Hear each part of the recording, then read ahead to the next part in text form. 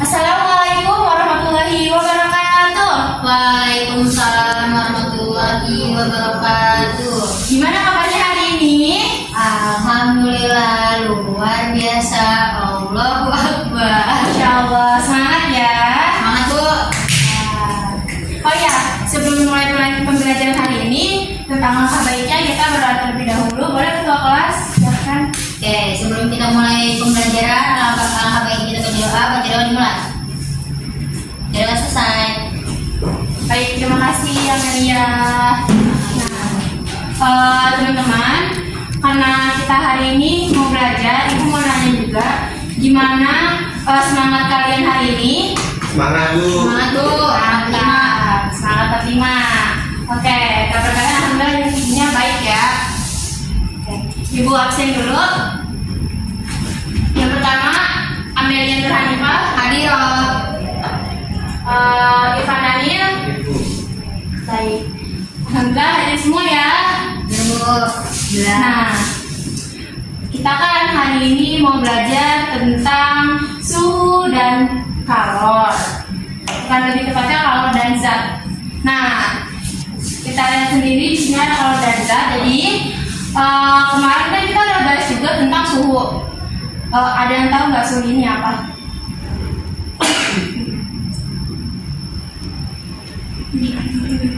Saya tahu Bu. Suhu itu panas atau dinginnya suatu ruangan. Benar, terima kasih Amelia, benar ya. Jadi suhu itu panas atau dinginnya suatu benda atau ruangan. Nah, panas ini bisa dilihat, panas atau dinginnya bisa dilihat merupakan dari suhunya kayak ada termometer seperti itu. Nah, ada yang tahu satuan dari suhu apa aja? Celsius, Kelvin, Fahrenheit. Sama Reaumur pinter. Oke, terima kasih anak-anak. Benar ya.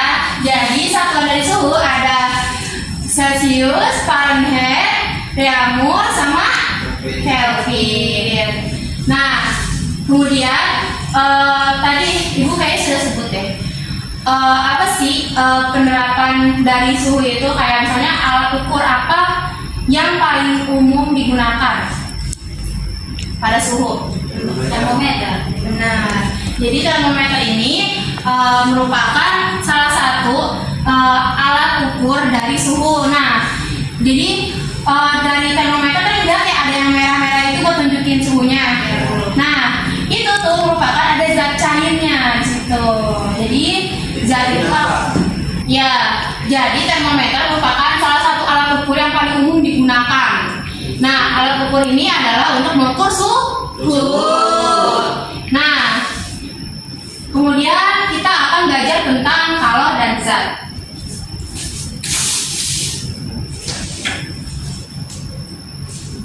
Nah, sebelum masuk, kita pengenalan dulu. Jadi ada kompetensi dasar dan indikatornya. Boleh kalian lihat di sini ada menganalisis dan menjelaskan suhu dan kalor, terus ada pengaruh perubahan suhu benda terhadap ukuran benda atau pemuaiannya, kemudian ada rancang percobaan. Terus ini peta konsepnya. Jadi di sini kita akan belajar tentang kapasitas kalor, kalor jenis dan kalor laten. Nah, untuk kalor suhu ini ada pemuaian, yaitu ada zat padat, cair dan gas. Kemudian sebelum masuk ke materi, kita akan masuk ke hubungan kalor terhadap kenaikan suhu. Nah, jadi kalor sendiri itu merupakan perpindahan kinetik dari suatu benda yang bersuhu tinggi ke benda yang lebih rendah. Benar. Nah, contohnya ada di gambar sini. Jadi di gambar ini kan ada ya, di sini ada tiga gelas, di mana ini merupakan suhu akhirnya. Itu air hangat. Kenapa bisa? Karena air panas dicampur dengan air dingin, maka akan terjadi air hangat. Nah, ini merupakan salah satu penerapan perpindahan dari suatu benda yang bersuhu tinggi ke rendah. Jadi ini nih, tinggi ke rendah. Contohnya kalau kalian mau masak kalian habis masak air susu. susu. Nah, kalian nyeduh susu.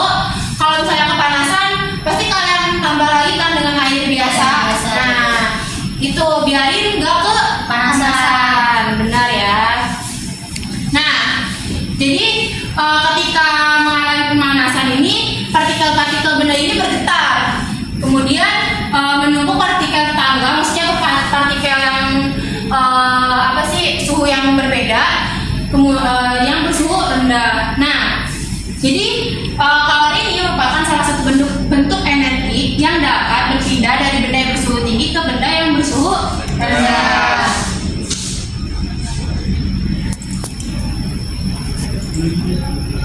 Nah, sini ada tujuan pembelajaran. Saya dilihat ya, tujuan pembelajarannya itu diharapkan mampu menganalisis perubahan kalori terhadap zat, menerapkan dan menganalisis. Paham? Aku Coba, tadi tujuannya apa aja? Boleh disebutin? Bu, untuk tujuan pertama itu adanya penerapan model pembelajaran problem based learning pusat tadi diharapkan mampu menganalisis perubahan kalori terhadap zat. Terus yang kedua, Melalui penerapan model pembelajaran problem-based learning, peserta didik diharapkan mampu menerapkan perubahan kalori terhadap zat. yang ketiga, yang terakhir. Menganalisis pengaruh kalori terhadap kenaikan suhu, Bu. Nah, benar ya. Terima kasih Amel dan Irfan. Sama Ibu. Nah, jadi intinya kalori akan berubah suhunya ketika dia bersentuhan dengan suhu yang lain gitu. Suatu benda yang bersuhunya berbeda. Nah, di sini ada masalah. Tapi ini masalahnya bukan tentang fenomena alam. Betul dulu, Bu. Bukan fenomena alam, tapi di sini kita di sini dapat lihat ya. Jadi di pinggir-pinggir sini ada Es batu. tuh. Nah, ini ada Es krim, es coklat. ya es coklat. Susu. Nah, di sini ada yang beku kan? Ya, Nah, kira-kira kenapa dia bisa kayak gitu? Kenapa bisa beku gitu? Sedangkan ini enggak. Ini diapain dulu? Apakah di awal mulai cair? kalau mulai cair terus kena air dingin jadi beku. Betul. Apa itu mau bilang apa? Iya sama. Oke. Nah, jadi masalah di sini itu apa sih? Jadi jadinya harus pakai ini apa? Yang pakai aluminium Ya. atau besi. Karena apa? Dia bersifat konduktor. Nah, konduktor ini bisa dapat menerima kalori dengan mudah ya. Ya. Nah, kemudian kenapa bisa yang sininya Pak, yang di pinggir ini udah beku, yang sininya belum? Itu karena dia diaduk. Kalau misalnya kalian pernah bikin es krim kayak gini, dia dengan cara diaduk dulu ya, diaduk tuh diputer-puter, maka dia akan beku. Nah, untuk lebih bekunya ini menggunakan garam, karena garam itu bersifat elektrolit. Nah, di mana garam juga memiliki panas yang berbeda dibandingkan bukan panas yang kalor gitu. Jadi dia bisa merubahkan dari panasnya ini, kemudian bisa menyebabkan dinginnya lebih besar, suhu yang rendah, yang lebih rendah. Nah, kemudian di sini ada kapasitas kalor. Nah, tadi ya kita mau belajar tentang kapasitas kalor. Nah, dapat diketahui, boleh dibaca Irfan Daniel, kapasitas kalor ini apa? Kapasitas kalori didefinisikan sebagai banyaknya kalori yang diperlukan atau dilepaskan untuk mengubah suhu benda sebesar satu satuan suhu. Nah, terima kasih Irfan. Nah, di sini kapasitas kalori ini bisa dilihat, bisa diketahui bahwa dia ini lambangnya itu C, tapi C-nya C besar, beda dengan kalor jenis. Ya. Nah, kalor ini bersamaannya ada C sama dengan Q delta T atau ya. Jadi dia ini didefinisikan ketika kalau suatu benda apa sih banyaknya kalori yang diperlukan, itu jadi suatu benda memerlukan banyaknya kalor, kemudian dia bisa melepaskan suatu untuk mengubah suhu benda terhadap satuan suhunya, yaitu dengan apa sih, derajat Celcius. Nah, jadi intinya kapasitas kalor ini bisa melepaskan suatu suhu benda ketika banyaknya kalor tersebut.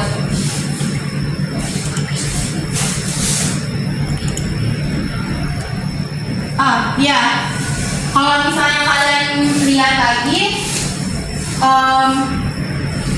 kan ini kapasitas kalor itu ada hubungannya dengan kalor jenis, ya. Ditulis di sini. Jadi kalau ini C kecil ya, ibu tulis C kecil ini ada barnya ya. Nah, kapasitas kalor sama dengan dQ per M dt. Nah, di sini oh ya, sebelum masuk kapasitas kalor, ibu mau jelasin juga tentang kalor jenis. Kalau kalor jenisnya dulu ya. Nah, kita dapat lihat kalor jenis itu kemampuan suatu benda untuk menyerap kalor. Jadi setiap benda ini memiliki kalor jenis yang berbeda-beda. Nah, kalian dapat dilihat suatu bahan ini kalor jenisnya bisa dilihat dari sini ya. Iya, Bu. Ya. Nah, semakin besar kalor jenis suatu benda, maka semakin besar pula kemampuan benda tersebut untuk menyerap kalor. Jadi dia berbanding lurus. Nah, itu setiap benda itu memerlukan kalor yang berbeda-beda, maka dia akan menaikkan atau menurunkan suhu ya untuk enggak. Jadi dia ini punya benda ini punya memerlukan kalor yang berbeda-beda untuk menaikkan suhu yang sama, atau meskipun masanya juga sama kayak gitu. Paham? Jadi yang berubah adalah kalornya dan suhu. Betul. Nah, karena kita tahu itu ya, tadi kan rumusnya kalau misalnya apa sih kalor jenis, apa sih kapasitas kalor tadi? C sama dengan Ya, I per delta T. ya, Atau C sama dengan CAT. C delta T. betul, pintar, terima kasih ya Mel. Mantap. Nah, tadi ya ketika suatu benda memiliki kapasitas kalor yang lebih kecil dibandingkan benda yang B, maka dia akan cenderung suhunya berubah-ubah. Suhu berubah-ubah. Nah, ketika itu kenapa demikian? Karena kalor tersebut, kalor jenis yang lebih kecil, dia suhunya bisa berubah-ubah dari panas atau dinginnya. Sedangkan yang B ini untuk berubahnya mungkin dia memerlukan usaha yang lebih besar. Nah, maka dari itu, dari rumus ini tadi ini apa? Kalor jenis ini, benar. Nah, kalor jenis atau C kecil ini sama dengan dI F dt. D itu merupakan perubahannya. Nah, kenapa bisa perubahan dI dan dt? Tadi yang sudah dijelaskan. Ketika kalornya dia bisa menghasilkan kalor ketika suhunya berubah-ubah. Ketika suhu berubah, maka kalor akan berubah. Nah, seperti itu. Kemudian untuk bisa menjadikan rumus yang Q sama dengan M C delta T, dan ini ada hubungannya dengan Q sama dengan C besar delta T. Nah, kita lihat ini ya penurunannya. Nah, di sini kita pindahkan dQ sama dengan M C dt. Nah, untuk menghilangkan D-nya ini kita integralkan. Diki sama dengan M C DT. Nah, M-nya kita keluarkan karena M itu merupakan konstanta. M C DT. Nah, kenapa kok C-nya masih di sini sih, Bu? Kalau misalkan ada yang bertanya seperti itu, kenapa demikian? Karena C ini merupakan mungkin kita bisa lihat ya, dia ini dilihat ini masih konstanta, nggak ada D-nya gitu kan. Nah, tapi sebenarnya D ini merupakan satu fungsi dengan suhu. Kenapa? Soalnya dia mengalami ada hubungannya gitu kan terhadap kalor jenisnya tersebut dengan suhu yang tadi telah disebutkan sama Ibu ya. Masih ingat? Jadi Ibu ulangi lagi biar ingat. Jadi kalor jenis ketika dia kalor jenisnya lebih rendah, maka suhunya juga akan cenderung lebih rendah atau bisa berubah seperti itu. Maka dia karena dia ini hasilnya kalau jenis ini lebih kecil, maka bisa dikeluarin ya. Jadi Q sama dengan M C DT. Salah benar. Jadi ini 1, ini 2 DT ya, karena dia lebih kecil, nilai cenderung lebih besar, lebih kecil, maka dia bisa dijadikan konstanta gitu. Nah, kemudian kalau udah kayak gini diapain? Dikurung berapa ini? 1. Terus yang ini? Ya, betul. Nah, Q sama dengan M C Q2 dikurangi T1, maka Q sama dengan M C delta T. Nah, balik lagi. Jadi untuk kapasitas kalor, dan ini merupakan perkalian dari massa dengan kalor jenis. Jadi Q sama dengan C delta T. Sampai sini paham? Paham, Bu. Ada yang mau ditanyakan? Tidak. Bu. Lanjut ya. Nah, ini tadi hubungan kalor terhadap kenaikan suhu tadi ya. Jadi Q ini merupakan jumlah kalor yang diberikan, massa ini merupakan massa bendanya, C-nya merupakan kalor jenis. Jangan lupa C-nya itu kecil, kemudian delta T adalah perubahan suhu.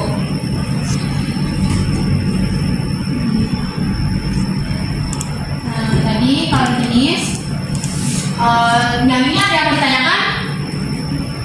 Insya Allah tidak, Bu. Tabelnya diapain tuh? Boleh, harus dihafalin ya. Nanti di ujian akan ada. Nah, ini tadi kenapa sebab akibat, kenapa dia bisa jadi Q macet, kenapa dia bisa jadi C I M delta T, tadi udah dijelaskan di situ ya. Iya, Bu. Baik.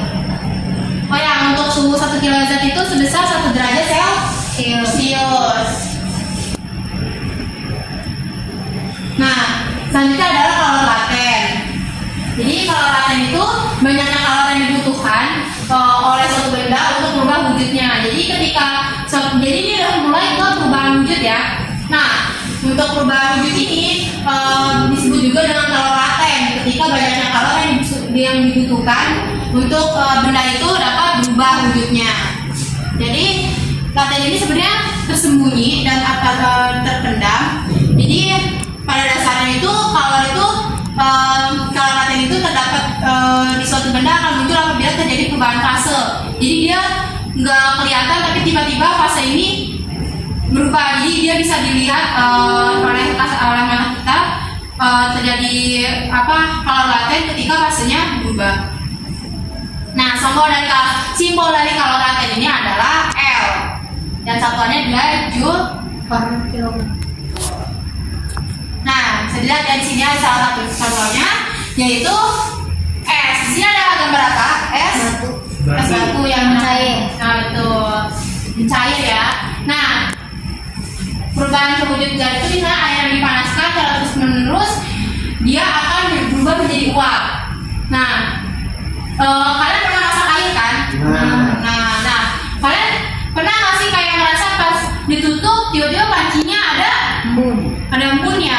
Itu karena terjadinya ada uap yang uap ini merupakan kalor yang dimana kalornya ini bisa menyebabkan embun tersebut terjadinya pengembunan karena ketika dia ini bertemu, jadi uap ini kan panas ya, bertemu dengan suhu yang lain, jadi panci ini juga suhunya berbeda.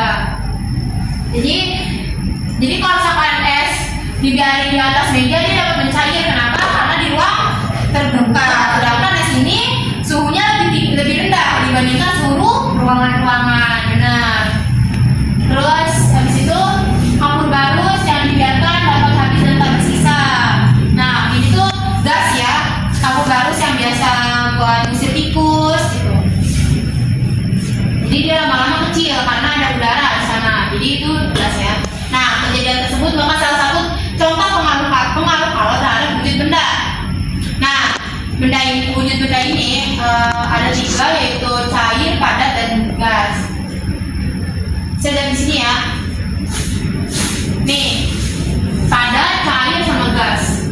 Gas bisa ke padat ketika Menggrek. Nah, padat bisa ke gas ketika Lenyap. ya, berlenyap itu maksudnya tadi muak. Nah, padat ke cair, melebur atau mencair. Cair ke padat, Membeku. Tuh, seperti apa contohnya? Es batu. Atau kristal. Nah, terima kasih. Nah, cair ke gas akan terjadi namanya Menguap. gas ke cair Mengembun. Nah, tadi ya. Nah, perubahan wujudnya itu disebutkan dengan kalor latte yang memiliki beberapa jenis. Ini dia. Boleh kalian hafalin lagi? Iya. Nah, kenapa ini dilepas, diserap? Nah, itu kalornya. Ketika cair membeku nih, jadi padat kan? Dari wujud cair ke padat itu dia melepaskan kalor. Tadi pada proses yang problem tadi ya. Ya. Nah, sini videonya nggak bisa Ibu tayangkan, tapi Ibu akan menjelaskan. Jadi di sini videonya merupakan ada, boleh kalian lihat di modul ya. Nah, itu di halaman pertama ada padi kan. Nah, Ibu akan menjelaskan kenapa dia apa sih, itu kan ada padi ya. Nah, padi di situ adalah ya, berembun, benar. Nah, kenapa terjadi seperti demikian? Karena kalian, Ibu akan menjelaskan, Ibu nggak akan menjelaskan jawabannya, tapi Ibu akan menjelaskan sebagai rangsangan otak kalian untuk menjelaskan materi tersebut. Nah, jadi kalian kalau misalnya siang itu kan panas ya. Nah, justru untuk padi akan merasa kering, ya, dia akan kering.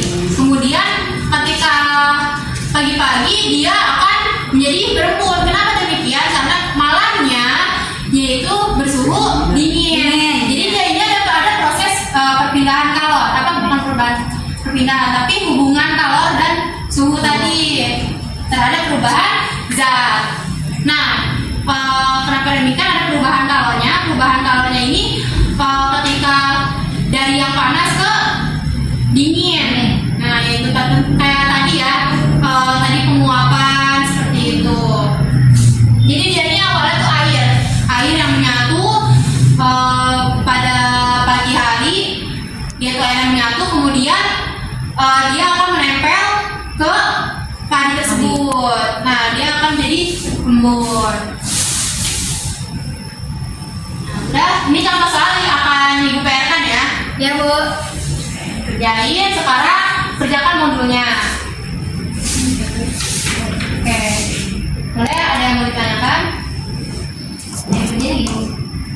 Ya. Dua aja.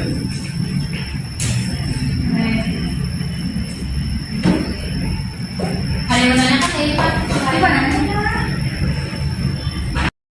Ada yang mau ditanyakan tidak? Apa tuh? Kan tadi kalau ada banyak jenisnya Bu, jadi permasalahan yang 1 sama 2 itu masuk ke jenis apa Bu? Kalau laten ya, jadi dia ini sama-sama perubahan dan juga terjadi. Yang ini apa tadi? Yang ini Dasar cair itu kayak gimana Bu? ya, jadi kayak seperti ini karena adanya perubahan iklim. Jadi di sana kan suhunya lebih rendah ya. Nah, sedangkan kalau ketika dia itu ada perubahan iklim, jadi iklimnya itu berubah, ya tentu saja suhunya akan berubah di sana. Mungkin suhu yang di sana itu lebih besar, perubahan iklimnya lebih besar, jadinya dia akan mencair. Nah, pencairan ini merupakan proses terjadinya penyerapan kalor. Jadi dia menyerap kalor yang lebih tinggi. Seperti itu. Kalau ini yang padi Bu? Tadi kan dijelasin kalau dia ini terjadi karena adanya suhu yang berubah ketika di siang hari dan malam ya. Nah, Kan malah kesini ke pagi. pagi sama ke jadi pagi siang malam mereka suhunya berbeda-beda Pak. Iya. Iya. Penggunaannya dari mana ke pagi kan? Dari siang Dari siang. jadi dia ini karena ada perubahan suhu dari siang itu kan suhu nih siang nih dia sudah lebih tinggi kan, jadi dia mencapai titik tertinggi. Kemudian ketika malam hari ketika lebih rendah, dia ada perubahan kalor. Iya. Makasih Bu. Ya. Bisa gimana anak? Aman Bu. Aman Bu. Ya. Isi Siap. Semangat ya. Ya Bu. Oke, gimana anak-anak? Ada yang mau apa-apa udah selesai kan semuanya? Udah Bu. Udah. Boleh silakan kelompok 1 maju.